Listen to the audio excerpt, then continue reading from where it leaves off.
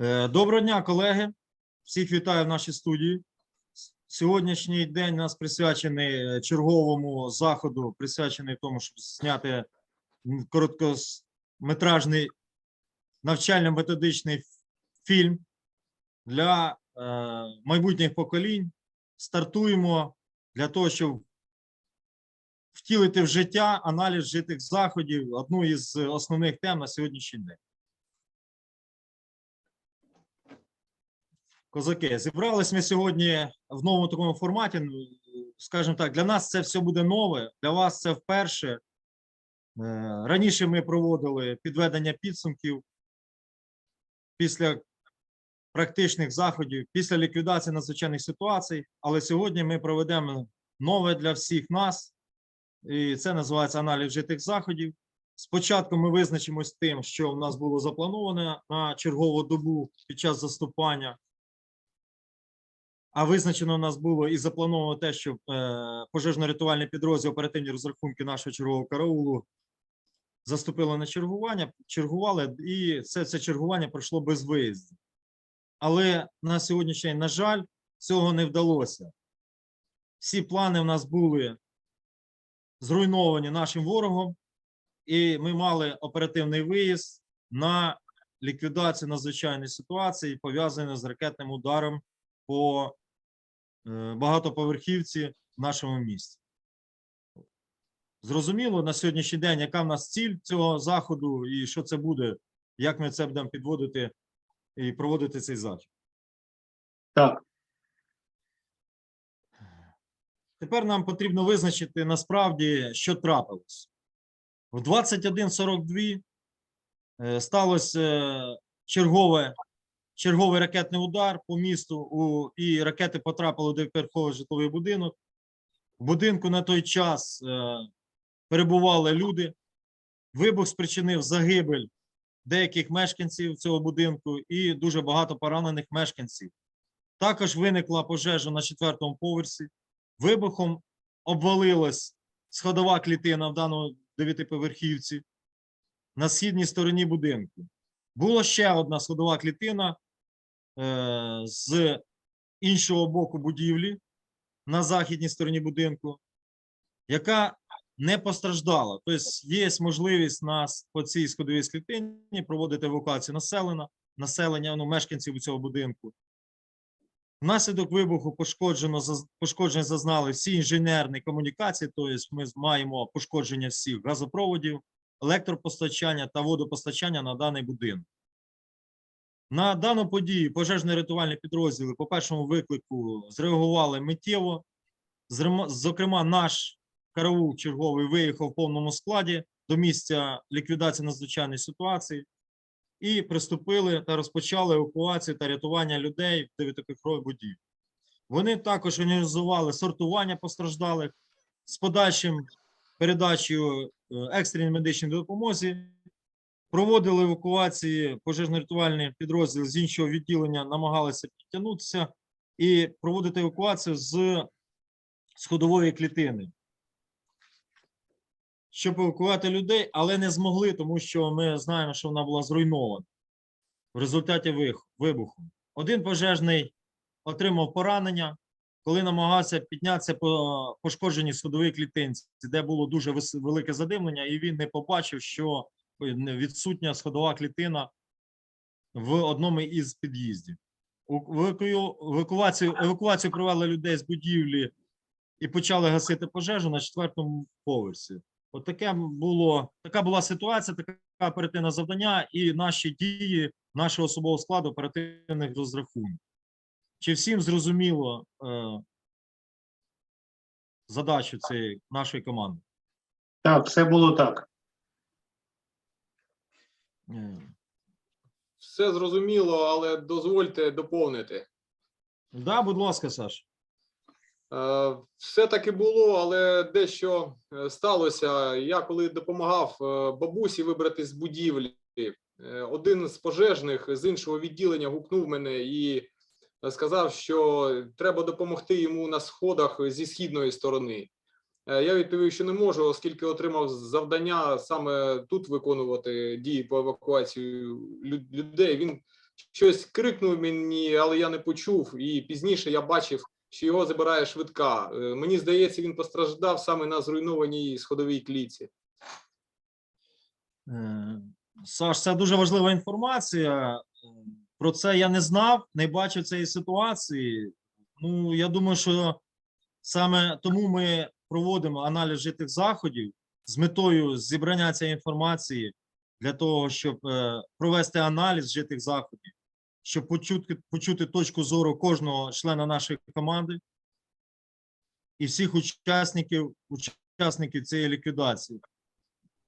Я не можу все бачити і чути, тому важливо, щоб всі хлопці нашої команди взяли участь і висловили свою думку і розповіли всю ситуацію, яку вони бачили збоку, з кожної своєї сторони.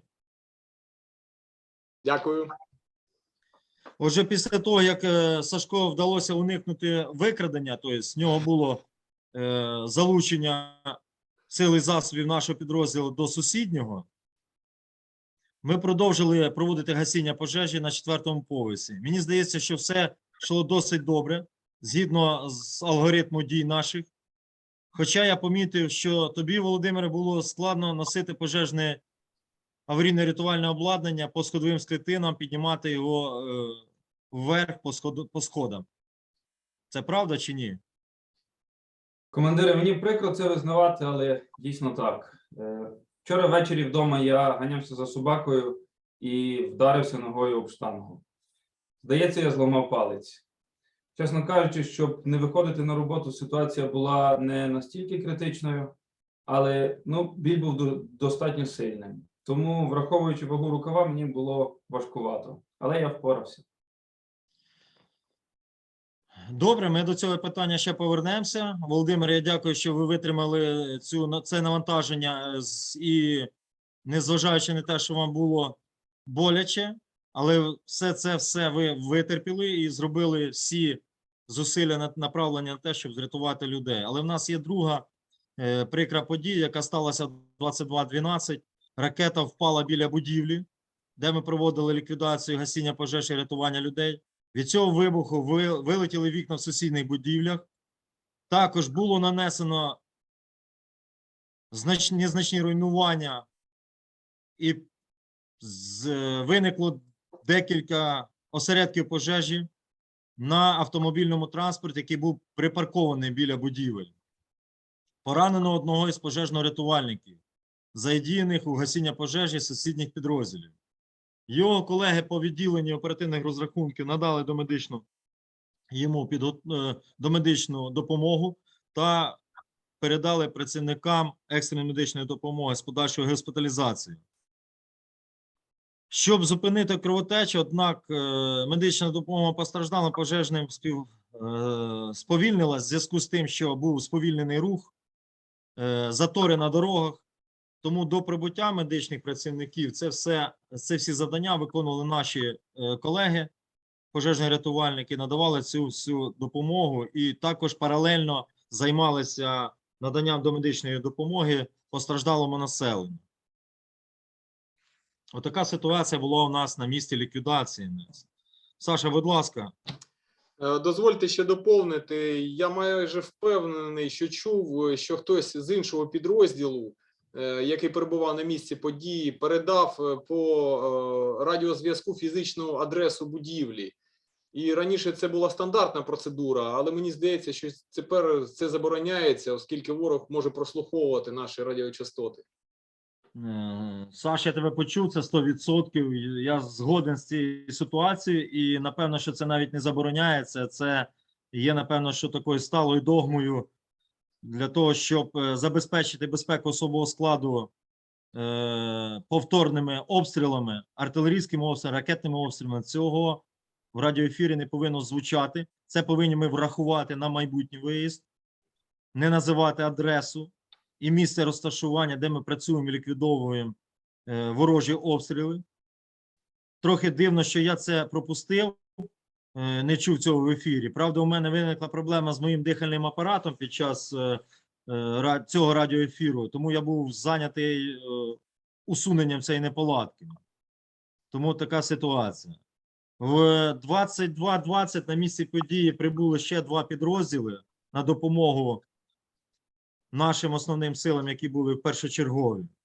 Ці пожежні рятувальники піднялися по східній сходовій клітці і приступили до евакуації мешканців з даної будівлі, які в ній перебували на час обстрілу. Остаточно пожежу на 4-му поверсі вдалося нам ліквідувати з спільними діями в 22:48.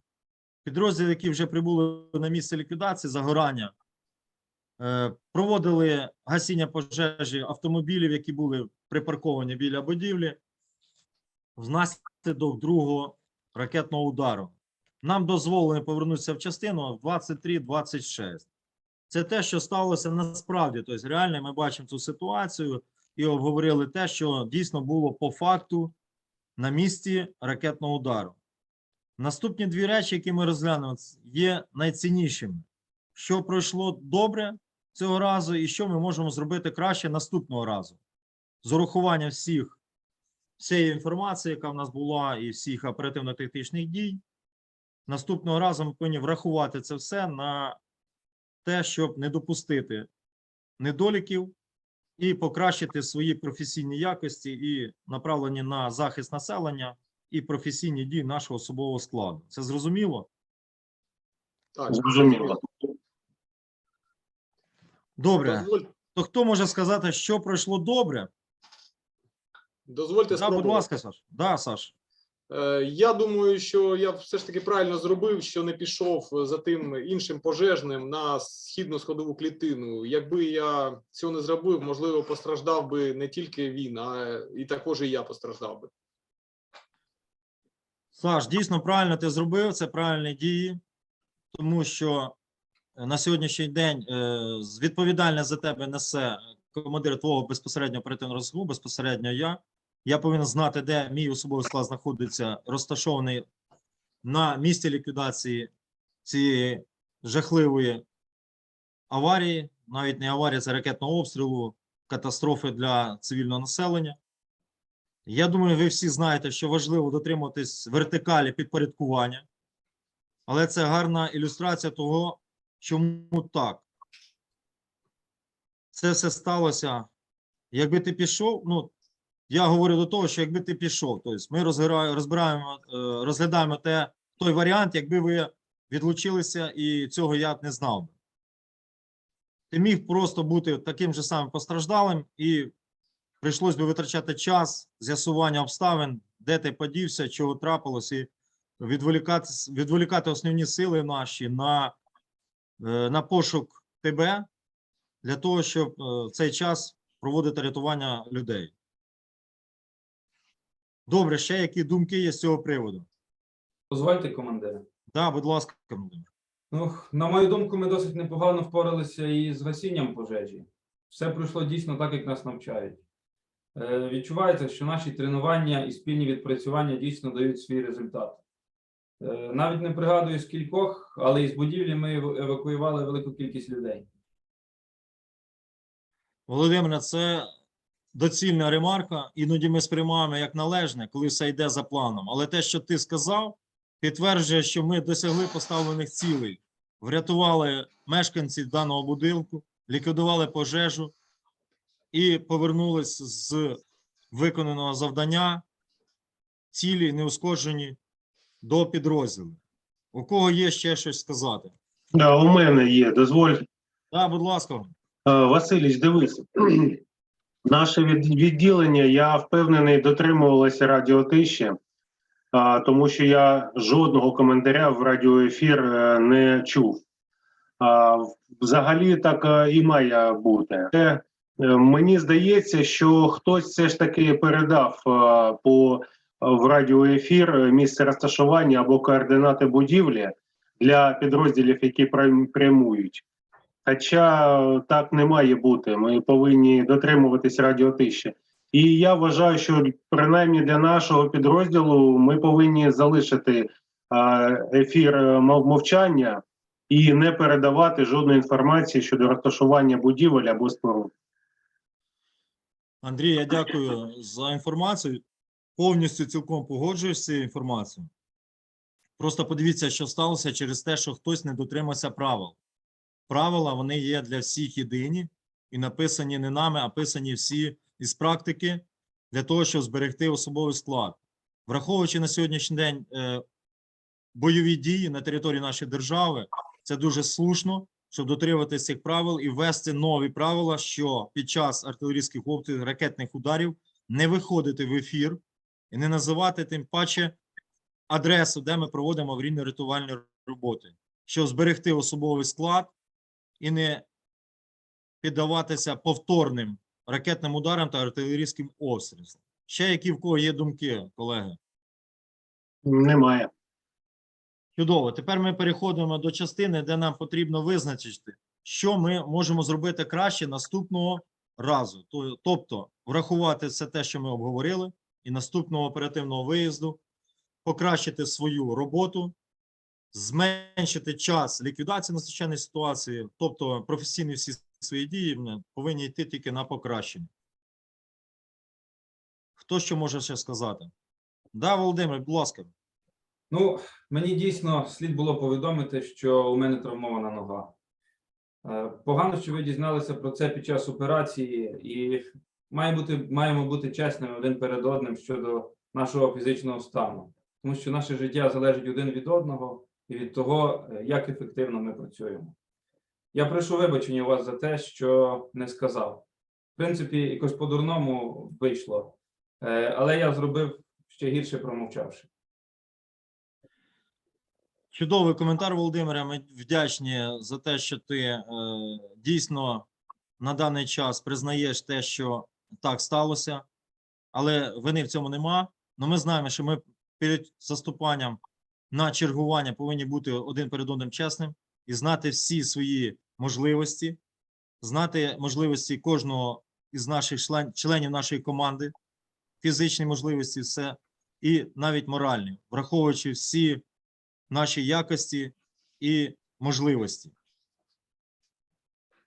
Тому перед заступанням ми маємо знати всі нюанси або є якісь в когось проблеми, можливо, з станом здоров'я, для того, щоб один одного страхувати і один з одним йти одне плече для виконання завдань, дій за призначенням. Але, надіюсь, після цієї ситуації пес-патрон залишився членом сім'ї і родини вашої. Гаразд, тоді ми домовляємося, що будемо повідомляти один одного перед заступанням на чергування, якщо є у когось якісь проблеми, і з станом здоров'я, можливо, і моральний стан. Тому ми повинні знати все перед початком несення чергування. Ну, насправді, я також хочу дещо сказати. Я вже говорив, що в мене під час ліквідації даної аварійної ситуації в результаті ракетного обстрілу сталася прикра проблема, скажімо так, невеличка, але вона була. Це проблеми з апаратом. І тому я пропустив те, що було в радіоефірі сусіднім підрозділом названо адресу і місце розташування пожежно-рятувальних підрозділів під час ліквідації надзвичайної ситуації. Можливо, цього могло б і не трапитись і уникнути, якби я ретельно перевірив свій апарат перед початком заступання. Тому я теж допустив невеличку помилку, але вона може коштувати на майбутнє чиєсь життя. Тому це суттєво для того, щоб не впускати жодної, скажімо так, такої, навіть на наш погляд, невеличкої проблеми, оскільки я є керівником цього відділення, важливо, щоб все мало обладнання бути в належному робочому стані з очевидних причин. Звичайно, це стосується усіх членів нашого відділення, тому в майбутньому ми повинні приділити цьому більше увагу під час заступання, якісно приймати аварійно-рятувальне обладнання, свою особисту екіпіровку, щоб вона була в повній оперативній готовності, без збоїв, тому що кожна секунда нашої роботи рятує чиєсь життя. Це всім зрозуміло? Так, дозвольте, командир, ще. Да, Андрій, будь ласка. Командир, я ось про що вже достатньо тривалий час думаю. Я вважаю, що у наших співробітників недостатньо медичного обладнання та навичок надання домедичної допомоги і стабілізації стану пацієнта. Я бачив та я знаю, що на місці пожежі були каретки швидкої допомоги, але ж вони надавали допомогу цивільним особам та мешканцям будинку. Я спостерігав, як сусіднє відділення з постраждалим пожежним намагається зупинити кровотечу. Але ж я вважаю, що так не має бути. Нам необхідна належна медична підготовка та достатнє і хороше сучасне обладнання і засоби. Це не для того, щоб ми могли замінити роботу швидких на місці, а для того, щоб принаймні ми могли допомогти своїм людям за необхідністю. Чудова ремарка, Андрій. Я це почув, я теж це спостерігав і бачу цю проблему, яка повинна бути вирішуватись на рівні вищого керівництва наших підрозділів, тому що медичне забезпечення пожежно-рятувальних розрахунків безпосередньо нашого відділення. Я думаю, ми це питання будемо піднімати перед керівництвом для того, щоб 100% забезпечити особовий склад індивідуальними медичними аптечками із розрахунку та норм євростандартів, для того, щоб можна було в будь-який час, в будь-якій ситуації забезпечити домедичне надання допомоги всьому особовому складу, навіть з урахуванням населення, яке є у зоні ураження під час ліквідації НСНП. Тому це ми всі побажання і заявки, скажімо так, розглянемо з вищим керівництвом, тому що це вирішується питання на рівні вищестоячого керівництва. Побачимо, я думаю, що буде покращення, тому що забезпечення на сьогоднішній день підрозділів покращується і ми рухаємося вперед. Це всім, ми всі бачимо ситуацію, що дійсно у нас йде покращення, і на сьогоднішній день ми повинні давати заявки, давати пропозиції і чекаємо на позитивних результатів. Да, Саш, говори. Є так ще одна річ. Я розумію, що в мене ще небагато досвіду. Я новенький і не командир, хоча сподіваюсь, колись стану ним. Я просто думаю, мені здається, було помилкою відправляти пожежних на аварійну сходову клітину. Зрозуміло, що цю територію також там треба було перевіряти на наявність постраждалих, але, можливо, більш ефективно було би спочатку евакуювати всіх в зоні, де це доступно, а вже потім залучити якісь автодрабини або підіймачі та перевірити більш аварійну ділянку. І таким чином це було б більш безпечно і раціонально. Дуже слушне спостереження, не зважаючи на те, що у нас в тебе стаж роботи ще не дуже такий великий, але якщо далі так будеш спостерігати і діяти на цих практичних заходах під час реальної ліквідації НС, то я думаю, що ти будеш рухатись по сходовій клітинці дуже швидко, і це дуже позитивно, то, що ти спостерігаєш такі речі. Дійсно, це ми питання обговоримо з керівником ліквідації, проведення аварійно-рятувальних робіт і гасіння пожеж. І це дуже слушне зауваження стосовно того, що в першу чергу треба було провести рятування мешканців цього будинку з тих територій, які з тієї зони безпечної для особового складу і безпечної для самих мешканців. Так, дякую дуже за це спостереження. Колеги, можна ще поділитися думкою? Будь ласка, да, Андрій. Командир, я вважаю, що, напевно, варто переглянути відрядження такої великої кількості підрозділів на місці події одразу після першого вибуху. Думаю, що стандартна процедура направлення перших підрозділів потребує змін. Враховуючи досвід та ймовірність, високу ймовірність ударів, що відбувається в одному місці після першого вибуху, напевно, на мою думку, краще відправити мінімальну кількість сил та засобів, принаймні протягом перших 20-30 хвилин після початкового повідомлення. Ці сили та засоби повинні мати лише одне завдання – збереження життя мешканців будівель або ж відвідувачів якихось громадських установ на місці, оскільки це є завжди найвищий пріоритет.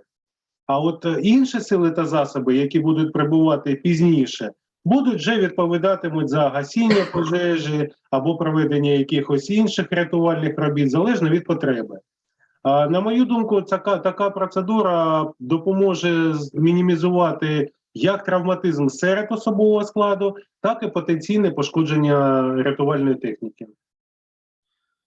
Андрій, це дуже цікавий момент і слушне спостереження з цього боку, тому що ми всі заходи, які проводили до цього часу, в мирний час, по ліквідації аварій і проведення аварійно-рятувальних робіт, гасіння пожеж, на сьогоднішній день ми будемо враховувати це питання, але будемо зміни проводити на рівні керівництва і давати це як пропозиції до змін алгоритмів дій під час воєнного стану, враховуючи всі дані, всю інформацію і навіть, напевно, що траєкторію польоту цієї ракети, звідки вона прийшла, для того, щоб врахувати це під час руху, прокладання маршруту слідування пожежно-рятувальних підрозділів до місця ліквідації НЕС. Тому це ми надамо як пропозицію до вищого керівництва, для того, щоб врахували в керівних документах. Дякую дуже. Хлопці, ще що, в кого є з спостережень Ні, під немає. час ліквідації? Мабуть, ні. Якщо немає, то я дуже вдячний вам сьогодні на цей день за ліквідацію даної катастрофи, даного ракетного удару. Ми виконали своє завдання під час ліквідації і рятування людей. Дякую за участь у проведенні аналізу вжитих заходів. Це для нас дійсно, ще раз повторюю, новий, але це ефективний захід, який надає можливість для того, щоб надавати пропозиції керівництву, враховувати наші слабкі місця, для того, щоб на майбутні виїзда цих слабких місць було менше, покращити свої професійні якості для своєчасного реагування на надзвичайні ситуації і рятування людей. Суть в тому, що ми повинні ставати кожного дня краще, професійніше, і ми можемо покращити завдяки проведеним аналізам вжитих заходів та обговоренням всіх наших оперативних виїздів. Нам навіть не потрібна для цього допомога вищого керівництва. Ми самі можемо обговорити всі наші питання, всі заходи, які були проведені під час ліквідації, і, враховуючи якісь слабкі сторони, продовжити нарощувати свій професіоналізм та якості для рятування людей і реагування. Ну що ж, тоді дозвольте мені підсумувати, що ми дізналися, окрім покращень, які ми можемо впровадити самі, я доручаю заступнику чергового караула, Андрій, тобі підготувати короткий опис тих проблем, з якими ми зіткнулися під час ліквідації аварії цієї, в результаті ракетного удару, під час проведення аварійно-рятувальних робіт. І цей документ зі своїми безпосередньо керівниками направити до вищого керівництва та сусідніх підрозділів для того, щоб всі оперативні розрахунки, сусідні наші частини врахували це в своїй службовій діяльності. Цей документ повинен наголосити на необхідність забезпечення в першу чергу безпеки особового складу. І основним це заборона радіоефіру під час ліквідації аварії на ракетних ударах, артилерійських обстрілах. Тобто, ще раз наголошую, що це повинно бути обмеження радіоефіру максимально під час воєнного стану. Для того, щоб ворог не чув, де ми проводимо це. Це нам дасть можливість зберегти свій особовий склад і зберегти населення, яке знаходиться у зоні ймовірного повторного ракетного удару. І також ми для себе зробили, скажімо так, висновок і визначились в нашому маленькому колективі, що ми будемо один перед одним чесним, якісно приймати аварійно-рятувальне обладнання, розповідати всі свої проблеми перед заступанням для того, щоб знати всі можливості оперативного нашого розрахунку для ліквідації аварії. Але не обов'язково при цьому згадувати пса патрона Володимира, який став на сьогоднішній день у нас таким невеличкою проблемою, і в результаті чого Володимир мав фізичне навантаження додатковим, тому що було боляче, але він терпляче виконав свої завдання, ми вдячні йому.